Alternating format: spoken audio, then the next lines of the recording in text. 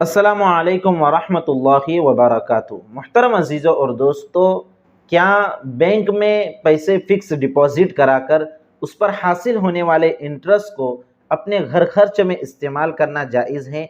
इंशाअल्लाह आज के इस वीडियो में हम इस मसले के ऊपर तफसीली गुफ्तगू करेंगे। तो याद रखिए कि बवक्ते ज़रूरत बैंक में ऐसे अकाउंट खोलने की तो इजाज़त है जिस अकाउंट में इंटरेस्ट, सूद और ब्याज का मामला ना होता हो, जैसा कि करंट अकाउंट होता है। इसी तरह अगर कोई करंट अकाउंट नहीं खोल सकता या करंट अकाउंट की शराइत पर वो पूरा नहीं उतरता और उसे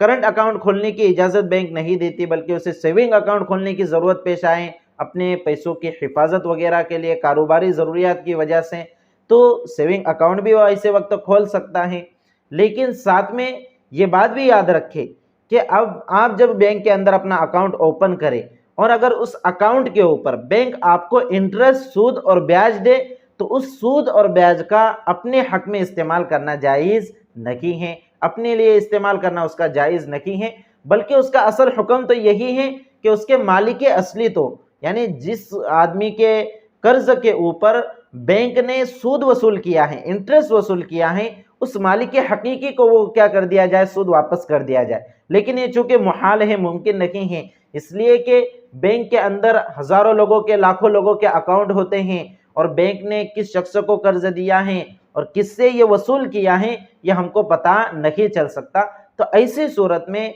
इस माल का, यानी सूद के माल और ब्याज के माल का हुक्म यह है कि किसी गरीब फकीर शख्स को, किसी मुस्तहिक के ज़कात को ये पैसा बगैर सवाब की नीयत से और वबाल के ज़ाइल होने की नीयत से इसे सदका कर दिया जावे।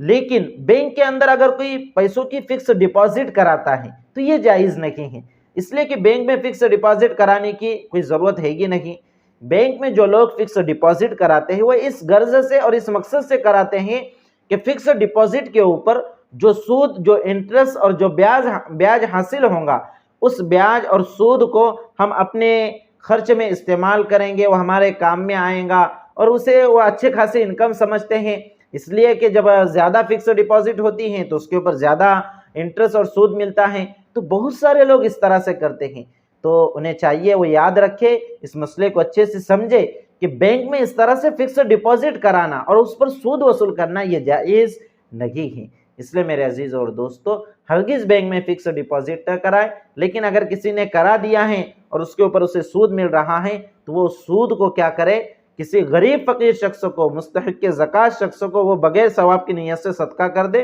वबाल के ज़ाइल होने की नीयत से वो सदका कर दे और बैंक से फिक्स डिपॉजिट को अपने वापस निकाल ले और इस तरह से बैंक में फिक्स डिपॉजिट ना कराए। बहुत सारे लोग क्या करते हैं, 2-4 लाख रुपए होते हैं, जो बैलेंस होता है इसे किसी बैंक में फिक्स डिपॉजिट करा देते हैं और उसके ऊपर जो सूद वसूल होता है, जो ब्याज मिलता है, उसके ऊपर बाकायदा अपना घर का खर्च चलाते हैं। मेरे अजीज और दोस्तों, कुरान करीम में अल्लाह का इरशाद है, वअहल्लल्लाहुल बैअ वहर्रमर रिबा, कि बै को तो अल्लाह रब्बुल इज़्ज़त ने हलाल करार दिया है, यानी खरीदो फरोख्त को, लेकिन सूद को और ब्याज को अल्लाह रब्बुल इज़्ज़त ने हराम करार दिया है। जी हाँ मेरे अजीज और दोस्तों, इसलिए जहाँ तक हो सके मुकम्मल कोशिश करनी है कि सूदी मामला से, ब्याज के मामला से, इंटरेस्ट के मामला से हम 100% बचने की कोशिश करें। इसी तरह हदीस शरीफ में भी आता है, लान रसूलुल्लाह सल्लल्लाहु अलैहि वसल्लम आकिल रिबा व मुकिलहु व कातिबहु व शाहिदैहि व क़ाल व हुम सवा, कि अल्लाह के रसूल सल्लल्लाहु अलैहि वसल्लम ने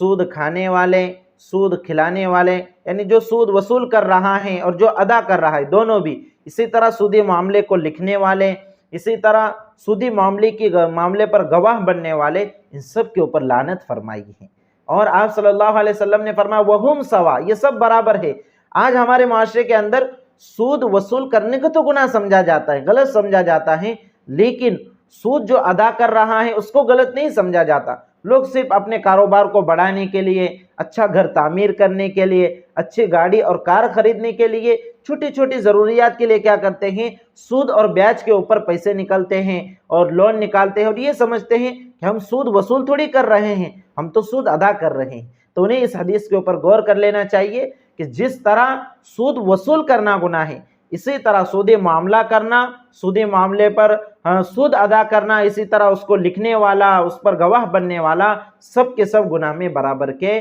शरीक है। اور اسی طرح ایک حدیث میں آتا ہے کہ جو شخص سود کا، بیاج کا 1 روپیہ 1 درہم اگر کوئی اپنے استعمال میں لاتا ہے تو یہ 36 مرتبہ، جی ہاں 36 مرتبہ زنا کرنے سے بھی زیادہ بدتر ہے۔ تو آپ اندازہ لگائیں کہ زنا کا گناہ تو سب سمجھ ہی سکتے ہیں کتنا شدید گناہ ہے۔ تو 1 درہم سود اور بیاج کا استعمال کرنا، یعنی اگر ہم نے کسی کو قرض دیا ہے اور ہم اس سے وصول کر رہے ہیں بیاج، اور اس بیاج کا اگر ہم 1 روپیہ اگر استعمال میں لاتے ہیں تو میرے عزیزوں اور دوستو یہ کتنا بڑا گناہ ہے۔ ہم اس کا اندازہ لگائیں کہ حدیث شریف میں 36 مرتبہ گناہ کرنے سے بھی زیادہ اس کو سخت بتایا گیا ہے۔ اس لیے سودی معاملات سے، بیاج کے معاملات سے، انٹرسٹ کے معاملات سے مکمل طور سے پرہیز کریں۔ عموماً کیا ہوتا ہے، جو بزرگ لوگ ہوتے ہیں جن کے پاس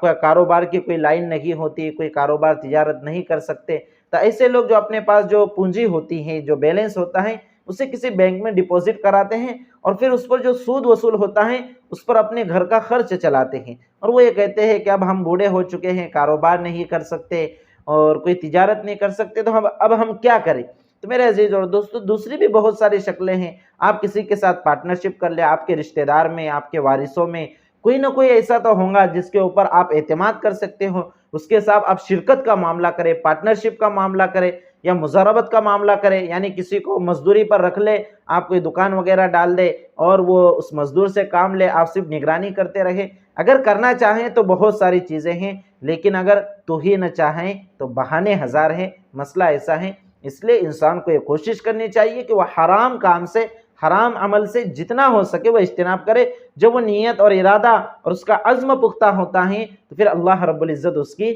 مدد فرماتے ہیں۔ تو اس مسئلے کو اچھے سے سمجھ لیں اور دوسروں تک بھی شریعت مطہرہ کے اس مسئلے کو پہنچانے کی فکر کریں۔ والسلام علیکم ورحمۃ اللہ وبرکاتہ۔